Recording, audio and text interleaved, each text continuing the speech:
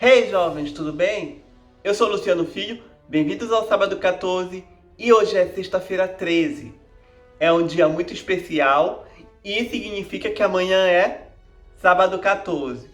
Então, para comemorar esses dias, eu decidi fazer dois vídeos. Um para ser lançado hoje e outro para ser lançado amanhã. O de hoje é um assunto bem simples, mas eu acho muito interessante e eu quero compartilhar com vocês. Ele vai entrar no tema teorias, porque é uma teoria interessante, mas não necessariamente é centrada no terror, mas em situações que ficam na interpretação de vocês. Então, pessoal, eu quero falar com vocês sobre a história envolvendo o maior navio do mundo de passageiros que, em sua viagem inaugural, bate no iceberg e acaba afundando. Só que não tem bote salva-vidas o suficiente para todo mundo e a grande maioria da tripulação vai morrer congelada na água do Oceano Atlântico Norte. Parece que eu estou falando de Titanic, né? Mas vocês se enganaram. Na verdade, eu estou falando de um livro chamado Furtilidade ou O Naufrágio de Titã. Foi um livro que foi escrito em 1898, ou seja, 14 anos antes do Titanic afundar. Muita gente diz que esse livro é, de certa forma, uma profecia do que ia acontecer com o Titanic. Apesar disso, a história do livro é bem diferente do que a gente vê no filme. Por exemplo, aqui no livro a gente acompanha um homem chamado John Rowland, que ele é um ex-marinheiro falido, bêbado, que trabalha como marinheiro no navio Titã, que durante o percurso ele acaba batendo no iceberg e afundando.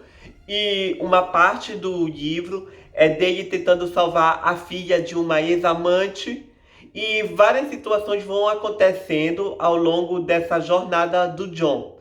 Entre alguns momentos tem uma que ele pula no iceberg e ele acaba enfrentando o urso polar, por exemplo.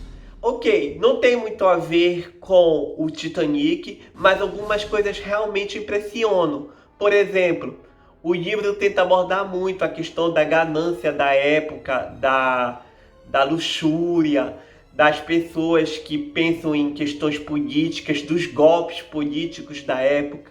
Então é bem interessante por esse viés. Mas além disso, não dá para deixar de lado também as coincidências, que são muito grandes. Por exemplo, o nome Titã. Titã e Titanic é muito parecido, pessoal.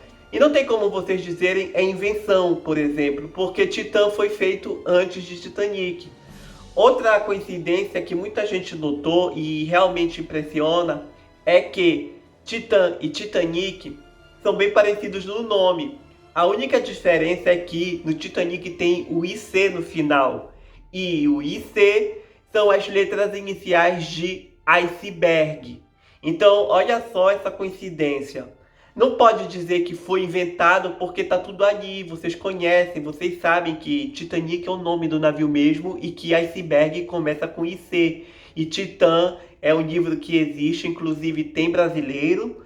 E para formar Titanic, falta o IC. Então, é uma coincidência muito interessante.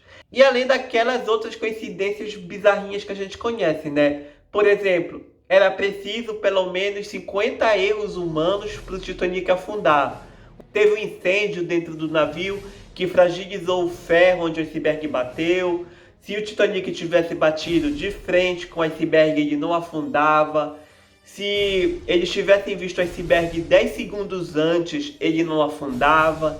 Então, teve muita coisa que aconteceu que fez a gente ver realmente era para o Titanic afundar. Titã foi escrito por Morgan Robertson. E além dessas coincidências que eu mencionei, tem algumas outras que eu vou falar para vocês agora. Por exemplo, o nome do capitão dos dois navios, tanto do livro quanto do Titanic, era Smith. Os dois afundaram no Oceano Atlântico após baterem em um iceberg.